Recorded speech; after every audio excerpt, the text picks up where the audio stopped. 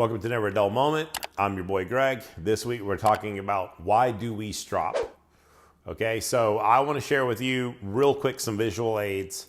You've been following this series. We talked about the different types of strops. We even shown stropping techniques. So I want to show you real quick a couple of things. Okay, so I got a little crafty with some cheese here. And if you'll take a look at a microscopic level, that might be a representation of the edge of your knife. Okay, so one of the reasons that we would strop is you can see that there is a fine toothy edge, and that is great for cutting like fatty foods, meat, things like that. But if you were going to be cutting something like a tomato where you don't want the tomato juice all everywhere, you would really like the actual knife to have a good knife feel on the side, as well as a cleaner line here. So that way, when you pierce the skin of the tomato, you're leaving the cell walls intact. Okay, so there are reasons to have a better knife feel by smoothing the edge and to make a cleaner edge here and to not have such a wiry, toothy edge. Now, if you'll focus in on this example I have here, if you can imagine that this is your knife, and that as you go to work on the knife, you're actually creating grooves, causing material to kick up, as well as you can see we're creating a burr. And as these grooves are created and material is going to the top, it's going over the edge. And as we go to do the other side,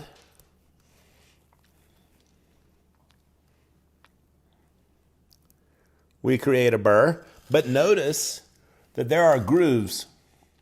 And every time you make a groove, it makes a groove. It makes material plow onto each side. So as we work on each side of the knife, creating texture, we're flipping the burr back and forth. And in the end, we need to align the edge perfectly, as well as any material that's just kind of hanging on needs to like come off. It needs to like be removed. And we need the sides. Okay, we need the sides to get smooth so that as the knife is dragging through food, it produces less friction. Okay? So we're trying to align the edge, take off the burr, create a better knife feel, less drag. So let's move on over here to an actual knife. Okay, so now that we've shown you those examples, I've got a couple of strops to show you out. So one, we have the stone. This is an 8K stone that you can strop on, as well as the leather. So we're not going to be removing a burr. I had talked about the hanging strops and all that. If we had sharpened this knife, there would be the edges that we talked about to remove. That is a reason we strop. So if we have gone through and we have removed metal and there is metal hanging off, we need to remove it. That is one of the reasons that we use a strop. Okay? The other thing you can do is, Japanese knives are very hard, and people are used to like honing rods. Okay, so some people use steels and whatever. Those are too hard for a Japanese knife. If you've got a German knife that's a Rockwell hardness of down in 59 and 58, that's all great and everything, but you're going to chip this knife. The leather is going to be a hard leather to realign the edge, but it's soft enough to have some give. This stone is rock hard, okay? Guys, we're just doing a little bit of pressure to realign the edge. So let's real quick get do a score on this knife. So this is a knife that I use. I like to rotate to it. This is the Masamoto KS, 240 millimeter. It's a white #2 steel. It's a mono steel. So let's go ahead and get a score.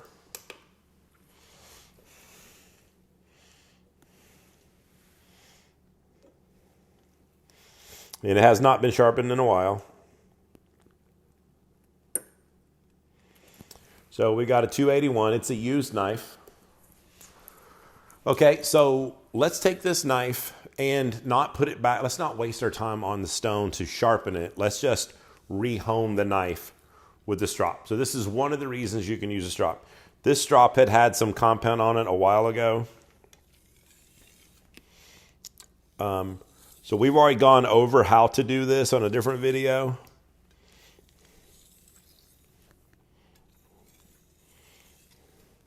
So guys, I'm laying the knife on and I'm dragging it. I'm not like pushing. I'm not trying to sharpen the knife on leather. I'm trying to realign the edge, and I'm trying to remove any debris that may be on the edge of this knife. Okay? Now, this technique where I'm literally laying the knife and doing this, I'm putting my hand on it to just guide it, to add a little pressure. It's the weight of my hand, okay? So we're doing some stropping. How about this? Let's go to the stone. Now, guys, you gotta have some water on the stone. Stepping on my microphone cord. So,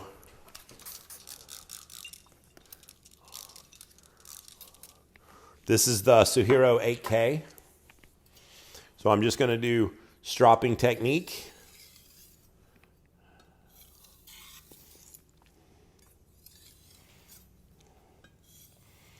Make sure you've got it. I had water on there, so thirsty.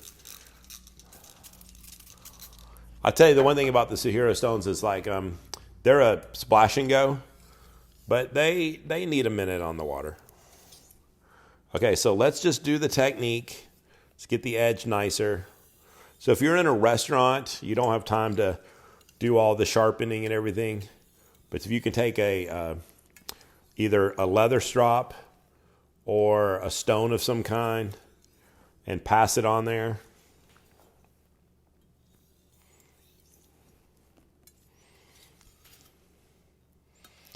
Okay, so we're getting ready to test it to see if we made any improvement at all. The goal was to realign the edge. Now, I did not do a lot of work. I don't know really how much performance is expected to get better. Make sure you don't hurt yourself. It's easy to do if you've got a sharp knife. Okay, let's see if anything happened at all. So we need to replace.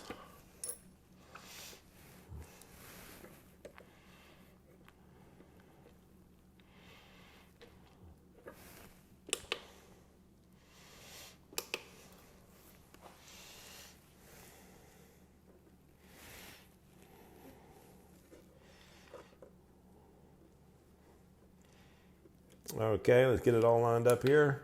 Got it set to 0.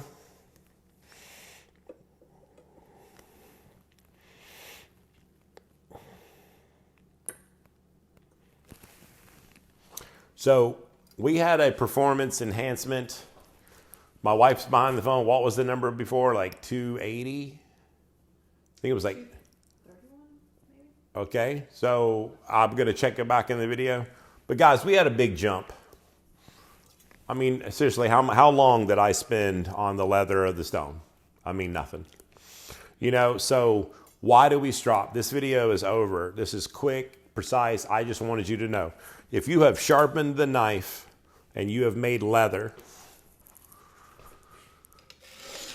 if you have sharpened the knife and you have made edges come over the top, you need to rip that off. By doing the stropping passes, you're ripping off the hanging part. By passing it on the stone or there's very little pressure, you're smoothing the side, okay? And you're creating a great cutting texture. I'm going to say this again. This isn't rocket science.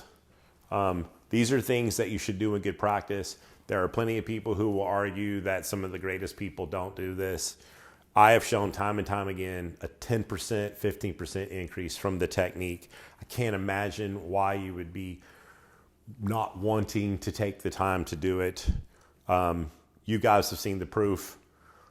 More in this series to come. Next week should be the week. I'm hoping that the supplies come in. We're going to be doing diamond emulsions. We're going to be comparing 5.5 micron diamond emulsions. Super excited. Gunny Juice, Ken Schwartz. We've got the Genda product, and we've got an off-brand. Just to let you know, all this knowledge is coming up. We keep testing stuff every week. Super excited plans. We're even traveling to DC.